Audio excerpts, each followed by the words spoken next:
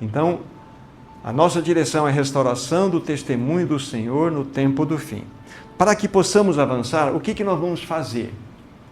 Então, nessa manhã, nós vamos, como eu disse, seguir os passos do nosso irmão, e o nosso livro base será o livro de Daniel. Por que Daniel? Porque Daniel está dentro do contexto de Jeremias. O próprio livro de Daniel está dentro do contexto do próprio profeta Jeremias. Lembre-se, o nosso tema que eu disse para vocês, a restauração do testemunho do Senhor no tempo do fim. E Daniel, dentro da ocasião na qual ele foi levado cativo, já vou falar um pouquinho sobre os três, vamos dizer assim, os três movimentos do cativeiro do Reino do Sul, mas Daniel tinha aproximadamente entre 16 a 19 anos de idade, quando ele foi levado em cativeiro.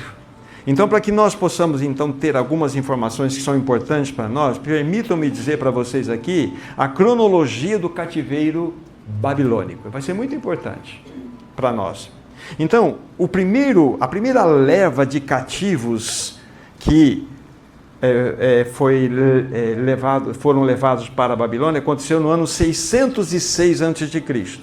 Então, nessa primeira leva foram levados Daniel e seus companheiros. Quem são os companheiros? Ananias, Misael e Azarias. Mas quem é?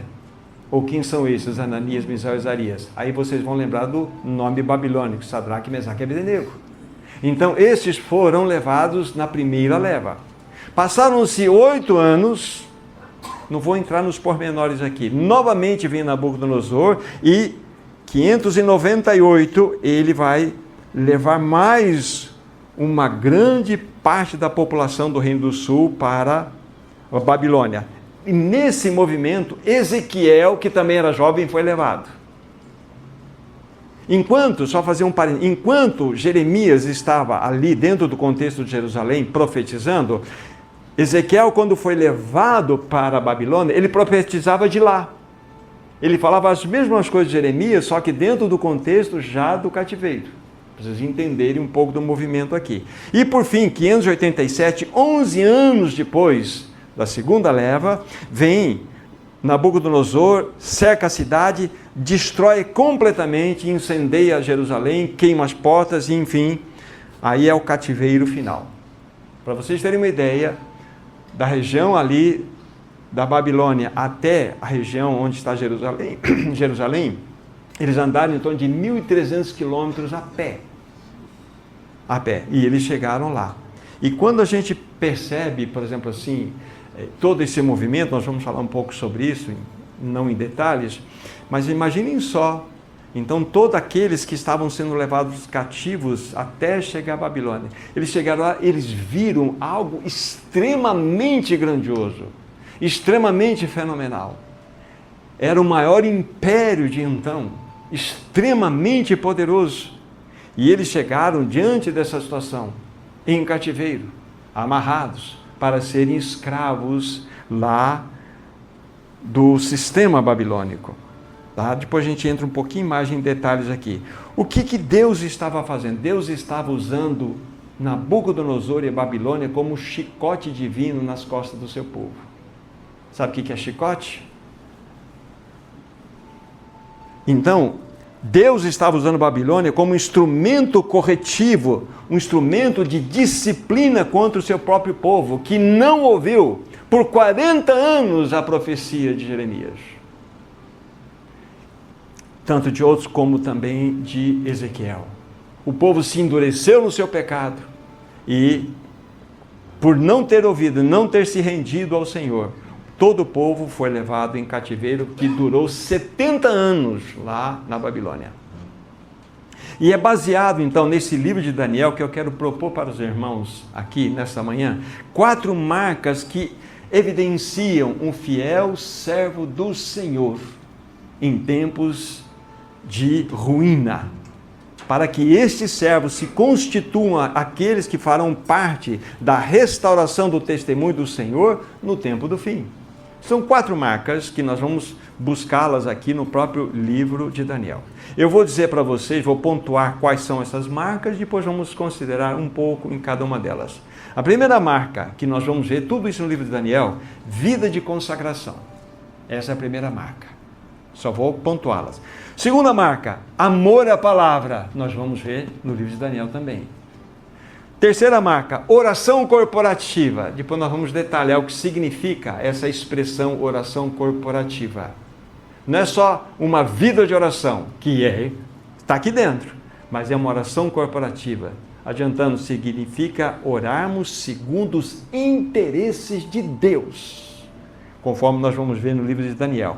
E por fim, a quarta marca, que não poderia deixar de estar aqui, é o caminho da cruz. Nós vamos ver também exemplos no próprio livro de Daniel. Então são essas 4 evidências que caracterizam o servo fiel no tempo do fim, para que ele faça parte da restauração do testemunho do Senhor. Vamos considerar então a primeira marca, vida de consagração. Daniel, então abram comigo por favor agora. Daniel no capítulo 1. E aqui eu vou fazer a leitura do versículo 5 ao versículo 16. Daniel 1, 5 é o versículo inicial e vamos concluir no versículo 16. Determinou-lhes o rei a ração diária das finas iguarias da mesa real e do vinho que ele bebia, e que assim fossem mantidos por 3 anos, ao cabo dos quais assistiriam diante do rei. Entre eles achavam os filhos de Judá, Daniel, Ananias, Misael e Azarias. O chefe dos eunucos lhes pôs outros nomes, a saber, Daniel de Beltesazar, de Hananias de Sadraque, Misael de Mesaque e Azarias de Abdenego. Resolveu Daniel firmemente não contaminar-se com as finas iguarias do rei, nem com o vinho que ele bebia. Então pediu ao chefe dos eunucos que lhe permitisse não contaminar-se. Ora, Deus concedeu a Daniel misericórdia e compreensão da parte do chefe dos eunucos. Disse o chefe dos eunucos a Daniel: tenho medo do meu senhor, o rei, que determinou a vossa comida e a vossa bebida. Porque, pois, veria ele o vosso rosto mais abatido do que os outros jovens da vossa idade. Assim poríeis em perigo a minha cabeça para com o rei. Então disse o Daniel ao cozinheiro-chefe, a quem o chefe dos eunucos havia encarregado de cuidar de Daniel, Ananias, Misael e Azarias: experimenta, peço-te, os teus servos por 10 dias. E que, se nos deem legumes a comer e água a beber, então se veja diante de ti a nossa aparência e dos jovens que comem das finas iguarias do rei. E segundo vires, age com os teus servos. E ele atendeu e os experimentou por 10 dias. No fim dos 10 dias, a sua aparência era melhor. Estavam eles mais robustos do que todos os jovens que comiam das finas iguarias do rei. Com isso, o cozinheiro-chefe tirou deles as finas iguarias e o vinho que devia beber e lhes dava legumes. Até aqui. Olha que texto que impressiona o nosso coração. Nós precisamos discernir inicialmente aqui qual era o plano maligno, qual era o plano de Nabucodonosor, que era uma ferramenta de Satanás ali. Qual era? Era babilonizar aqueles jovens, torná-los babilônicos, através de vários mecanismos, através, primeiramente, já da troca dos nomes, conforme nós vimos aqui, através da troca da dieta, através da troca da cultura, dos costumes, do estilo de vida.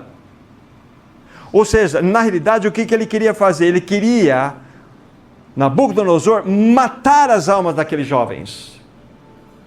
O que Nabucodonosor queria era destruir a identidade daqueles jovens, aniquilá-las completamente, mudar a cosmovisão daqueles jovens. É como se ele dissesse: escuta, o teu Deus, o Deus lá de Israel, não foi capaz de derrotar o meu Deus. Acabou o Deus de vocês, não existe mais, vocês não têm mais esperança. Agora vocês são, aqueles que irão servir-me e servir aos meus deuses. Olha, para esse tipo de realidade para jovens de 16 a 20 anos de idade. O reino de Judá tinha sido totalmente destruído. Esse era o contexto. Não é impressionante isso? E eles, diante daquela maravilha, que era realmente uma maravilha a Babilônia. Ali tem um jardim suspenso da Babilônia, uma das maravilhas da humanidade. Era extremamente rico. Então, o que tinha como plano Satanás através ali do sistema babilônico, de fato, era matar a alma daqueles jovens, destruir a identidade de cada um deles. Este era o projeto satânico. E hoje é o mesmo projeto. O que Satanás quer, na realidade, ele quer mundanizar o povo de Deus através desta era pós-moderna na qual nós estamos inseridos. Ele quer sufocar o nosso testemunho. Satanás quer mudar o nosso estilo de vida. Ele quer mudar exatamente a realidade dos valores da nossa vida. Ele quer mudar tudo aquilo que refere-se ao que nós recebemos do Senhor. Ele quer nos mundanizar. É o mesmo projeto de Satanás hoje. E por isso que nós precisamos ser levantados, não só como Jeremias, mas como Daniel, como Ananias, como Misael, como Azarias, para que nesse tempo do fim, o Senhor possa ganhar vozes e lágrimas, para que nós sejamos instrumentos e utilizados pelo Senhor para a restauração do testemunho do Senhor no tempo do fim. Então vejam só, e estes jovens aqui, então eles se posicionaram, como daqui a pouco eu vou ver com vocês no texto que nós acabamos de ler. O testemunho, naquela ocasião, estava em ruínas. E eles, aqueles jovens, poderiam ter desistido, desanimado, vendo toda a história do passado do seu povo. Mas o que eles fizeram? Eles se posicionaram, conforme nós vamos ver aqui na leitura. Ele, Daniel e seus amigos, na realidade, eles tiveram um posicionamento muito claro pelo testemunho do Senhor. Olhe na palavra onde nós lemos aqui. Versículo 5, pelo menos na minha versão, começa assim: determinou-lhes, no caso o rei. Então vem o inimigo e determina, vai ser assim. Agora, depois, na sequência, versículo 8, na minha versão está assim: resolveu Daniel. Resolveu Daniel, ele colocou no seu coração, conforme nosso irmão colocou na introdução aqui, essas duas realidades sempre caminhando juntas, né? Resolveu Daniel, que é a responsabilidade humana e a ação divina. Resolveu Daniel firmemente não contaminar-se. Versículo 9, Deus concedeu. Deus concedeu. Então nós temos aqui o ataque do inimigo, mas temos o posicionamento e temos a ação divina a nosso favor. Deus concedeu a Daniel misericórdia e compreensão da parte do chefe dos eunucos. Olha que coisa linda. Que realidade nós temos diante dos nossos olhos. Então, o que o Senhor precisa e busca no nosso meio é um coração aberto. Ele não precisa da sua inteligência, da sua capacidade, da sua teologia, da sua formação. Ele não precisa. Ele precisa do teu e do meu coração. Para que através dos nossos corações Ele possa nos transformar em Daniéis, em Jeremias. Para que nesse tempo do fim, queridos irmãos, nós possamos ser partes destes que vão estar contribuindo com a restauração do testemunho do Senhor. Então vejam só, e estes jovens só puderam se posicionar, ter essa clareza no coração, é porque eles tinham uma vida consagrada diante do Senhor. Aqueles jovens olhavam para si mesmos e percebiam que eles não se pertenciam. Conforme eu disse, eles estavam com tudo nas mãos. O que nós podemos aproveitar a vida? Já tudo está em ruínas. Vamos aqui provar do melhor da Babilônia. Mas eles não fizeram isso, porque havia no coração deles algo que precisa ser encontrado em cada um dos nossos corações, que é uma vida de consagração. Deixe-me dizer, quando você nasceu de novo, você passou pela experiência em Cristo Jesus. Quando você, de fato, pelo Espírito Santo foi convencido do pecado, da justiça e do juízo, pelo mesmo Espírito Santo você percebeu que a única possibilidade de salvação era você se render a Cristo Jesus. Você recebeu Cristo Jesus, você nasceu de novo. Aí você compreende um pouco mais com profundidade a palavra de Deus. A Bíblia vai falar ao teu coração que o teu velho homem foi crucificado com Cristo, que Cristo agora é a tua vida, e essas realidades vão crescendo, e você precisa, e eu também, compreender que a consagração deve ser a primeira experiência que devemos ter logo após o novo nascimento. Eu vou citar o texto, só anota, não precisa abrir. 2 Coríntios 5, 14 e 15. Porque o amor de Cristo nos constrange, julgando nós assim: um morreu por todos, logo todos morreram. E ele morreu por todos, para que aqueles que vivem, não vivam mais para si mesmos, mas para aquele que por eles morreu e ressuscitou. E lá em 1 Coríntios 6, 20 está escrito assim: pois fostes comprados por preço. Glorificai, pois, a Deus com vosso corpo, etc. Então nós temos nessas duas passagens uma clara evidência de que quando você nasceu de novo, Vladimir, você não é mais teu. Você pertence a Cristo, você foi comprado por preço. Então, se você não é mais teu, você não tem que viver mais pela sua vontade, pelas suas emoções, pelos seus sentimentos, pelos seus pensamentos. De que forma você vai viver? Por e para Cristo. Isto é consagração. Senhor, eu não me pertenço mais. Aqueles jovens só puderam ter aquela postura porque eles tinham a plena convicção de que eles não eram deles mesmos. Agora, quando nós somos de nós mesmos e temos escolhas, aí nós fazemos as nossas escolhas, nossos movimentos. Mas o Senhor está mostrando claramente para nós aqui que Daniel e seus amigos se posicionaram completamente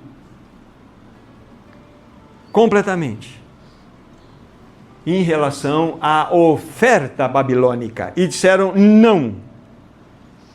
Eles estavam vivendo segundo a vontade do Senhor. O que é uma vida de consagração? É uma vida de santidade. O que é uma vida de santidade? É uma vida separada. O que é uma vida de santidade? É uma vida que você vive de tal forma que você vai impactar a sociedade. Santidade não significa inerrância, impecabilidade, não, porque nós erramos e nós pecamos. Santidade significa ser separado para uso exclusivo de Deus. Quando aqueles mobiliários do templo, né, ou do tabernáculo eram feitos, na realidade, algumas peças a gente pode colocar o altar, você pode pegar a bacia de bronze. Então, a questão toda não estava na perfeição da construção daquele mobiliário, e sim na consagração daquele mobiliário. Aquela bacia, né, que refletia a face do sacerdote, que deveria olhar ali através da água, se lavar antes de entrar no primeiro movimento do tabernáculo, era uma bacia de bronze. Não havia uma perfeita, vamos dizer assim, construção, mas era algo consagrado, santificado, separado para uso. Assim somos nós. Não há perfeição em nós.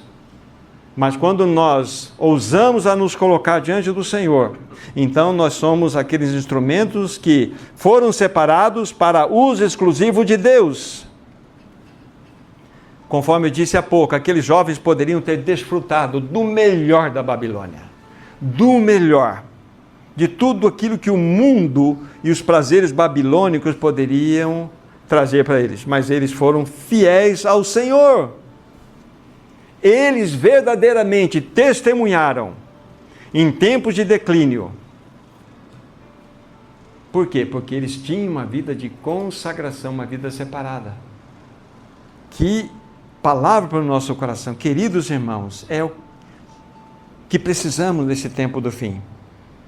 Nós precisamos, de fato, sermos levantados como Jeremias, como Daniel e os seus companheiros, tanto irmãos como irmãs, para que o Senhor possa verdadeiramente nos utilizar como instrumentos, jovens, irmãos e irmãs totalmente consagrados ao Senhor. E nós precisamos saber, Judite, você não se pertence mais, você é do Senhor. Tem um selo, está escrito aí, Você é minha, Judite, dita pelo Senhor. Então nós somos dele, não vivemos mais para nós. O problema é a nossa vida misturada. Nós queremos, de fato, servir ao Senhor, mas nós temos uns laços com esse mundo. Temos tentáculos ainda que nos ligam a este mundo. Esse é o nosso problema. A base da consagração é você ter a convicção de que você não se pertence mais. Então, dentro desse primeiro movimento para classificar-nos como um servo fiel, que vai ser instrumento para aí sermos bênçãos na restauração do testemunho do Senhor, é termos essa vida de consagração. De consagração. Você, rapidamente falando, os 3 movimentos da consagração, muito importantes. 2 deles já mencionei para vocês aqui, a Bíblia fala, o amor de Cristo nos constrange. Então, o primeiro movimento da consagração é você conhecer o amor de Cristo por você. Você foi amado. A palavra que aparece ali, constrange, é abraçar sem deixar ir. Esse é o significado da palavra constrange. Abraçar sem deixar ir. O segundo movimento da consagração é fostes comprados por preço.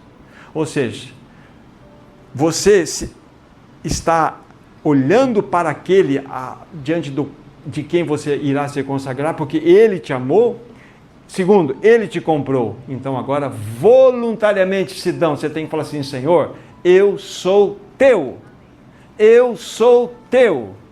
Ainda que ele te amou, ainda que ele te comprou, ele quer ouvir dos seus lábios: Senhor, eu sou teu. Isso faz para nós os 3 movimentos da consagração. Essa é a beleza. Agora, finalizando esse primeiro ponto, infelizmente nós vivemos num tempo onde falar de vida de consagração, vida separada, vida de santidade, é quase que sinônimo de legalismo. É ser religioso. Muitas pessoas começam de fato, por terem uma vida completamente, vamos dizer assim, exposta ao mundo, qualquer movimento que exija responsabilidade ou disciplina, já vão, opa, isso é legalismo, isso é contra a graça, isso aí não faz parte. Não. Nós temos um peso de responsabilidade, sim, queridos irmãos, e grande.